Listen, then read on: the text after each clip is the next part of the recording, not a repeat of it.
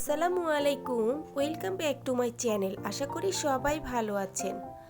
আজ আবারও একটি বিকেলের নাস্তা নিয়ে হাজির হয়ে গেছি। এরকম একটি নাস্তা বিকেলবেলা হলে আর কি চাই। গরম গরম এই নাস্তাটি টমেটো সস দিয়ে খেতে ভীষণই ভালো লাগে। চলুন তাহলে বিকেলের এই নাস্তার রেসিপিটি পুরো অংশ দেখে নেই।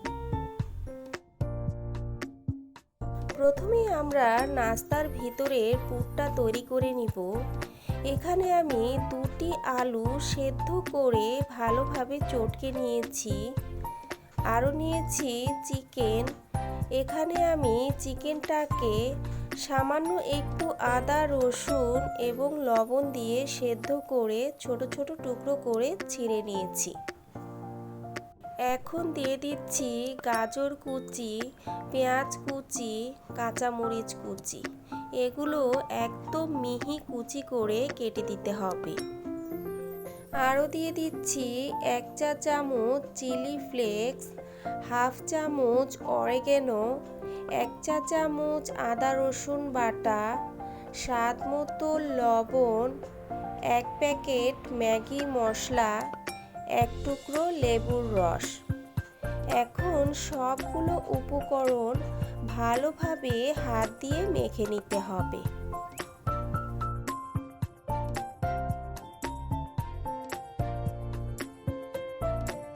মাখানো আমার হয়ে গেছে। এখন এটি একটি সাইডে রেখে দিব।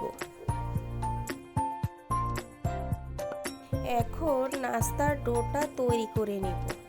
এর জন্য এখানে আমি 2 কাপ ময়দা নিয়ে নিয়েছি। দিয়ে দেব স্বাদ মতো লবণ আর উঁচু উঁচু 3 টেবিল চামচ রান্নার তেল। এখন শুকনো উপকরণগুলো ভালোভাবে হাত দিয়ে মেখে নিতে হবে। মাখাতে মাখাতে যখন এরকম হাতের মুঠোতে দলা পেকে আসবে, সে পর্যায়ে বুঝে নিতে হবে আপনার শুকনো উপকরণগুলো মাখানো হয়ে গেছে।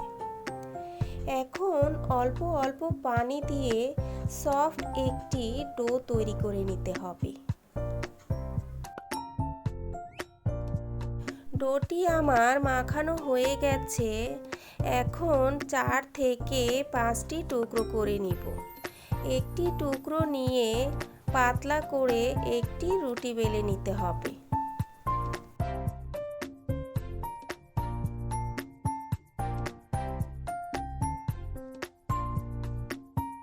রুটিটি আমার বেলে নেওয়া হয়ে গেছে। এখন এরকম একটি পিৎজা কাটার দিয়ে 4 সাইড থেকে কেটে এরকম একটি চারকোনা আকৃতি করে নিতে হবে।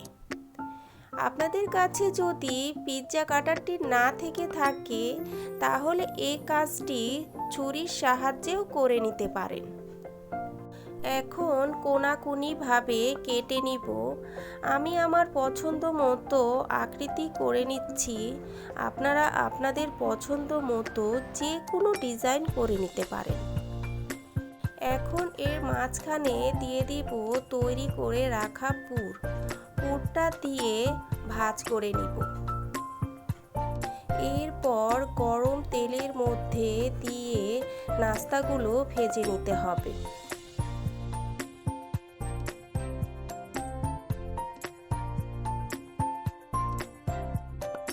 এক পিঠ হালকা হয়ে এলে আস্তে আস্তে করে উল্টে দিতে হবে।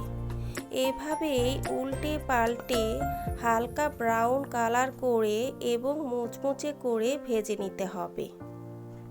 বন্ধুরা, যারা আমার রেসিপিগুলো পছন্দ করেন এবং ফলো করেন, তাদের কাছে একটা রিকোয়েস্ট রইল, অবশ্যই আমার চ্যানেলটি সাবস্ক্রাইব করে দিবেন এবং আমার পাশে থাকবেন। নাস্তাগুলো আমার ভাজা হয়ে গেছে। এখন ভালোভাবে তেল ঝরিয়ে একটি থালার মধ্যে তুলে নিচ্ছি।